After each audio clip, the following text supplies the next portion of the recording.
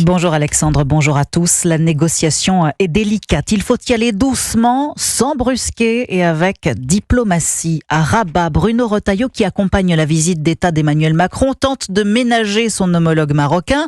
Mais le ministre de l'Intérieur n'a qu'une ambition, faciliter l'obtention des laissez-passer consulaires indispensables à l'application des OQTF, les fameuses obligations de quitter le territoire français. Et pour être efficace, il faut d'un côté séduire les autorités marocaines et puis de l'autre, serrer la vis des autorités françaises. Et oui, c'est pourquoi le ministre de l'Intérieur a envoyé une circulaire à tous ses préfets.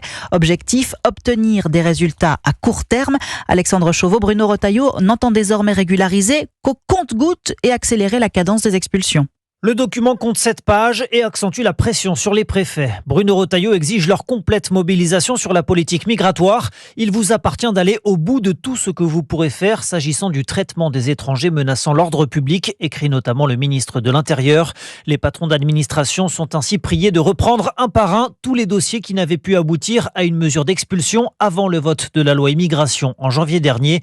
Cela pourrait concerner plusieurs milliers de clandestins dont Bruno Retailleau demande le retrait systématique des titre de séjour. Le locataire de la place Beauvau exige également une meilleure prise en compte des informations communiquées par la police ou l'administration pénitentiaire.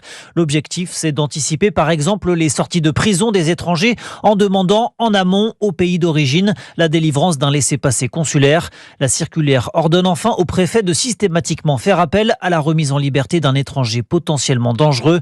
Consigne qui fait écho au meurtre de Philippine par un Marocain sous le coup d'une OQTF. Alexandre Chauveau du service politique d'Europe.